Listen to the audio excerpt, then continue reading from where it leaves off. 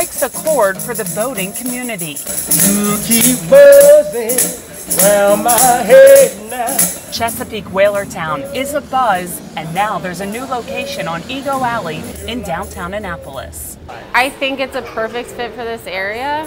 I don't need what I want. A grand opening gave the hometown group Brothers Keeper a reason to sing.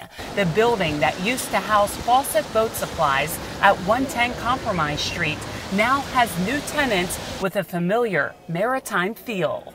30 years ago, this was a working man's town with real boats and real fishermen here.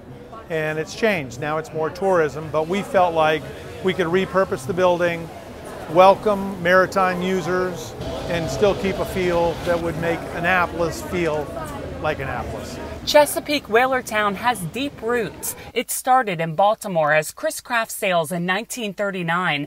In 1982, it became an exclusive Boston whaler dealer. It had a location in Eastport until last year, and it opened in Graysonville on the Eastern Shore in 2005.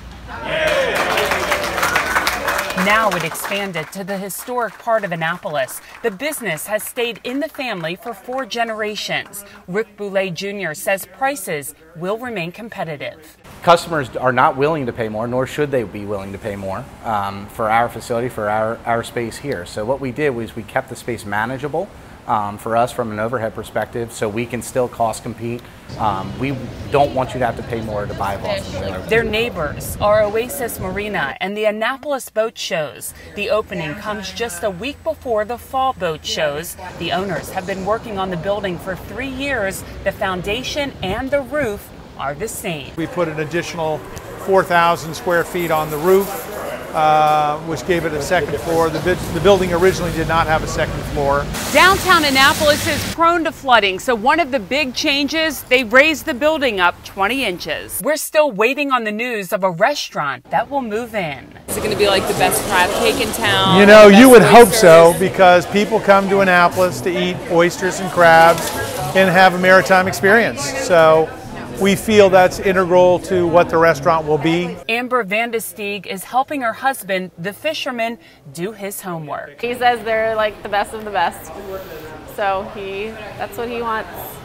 That's what he's working hard for. Welcome to the new Annapolis stop, Chesapeake Whalertowne, where the view never stops. For Chesapeake Bay Magazine's Bay Bulletin, I'm Cheryl Costello.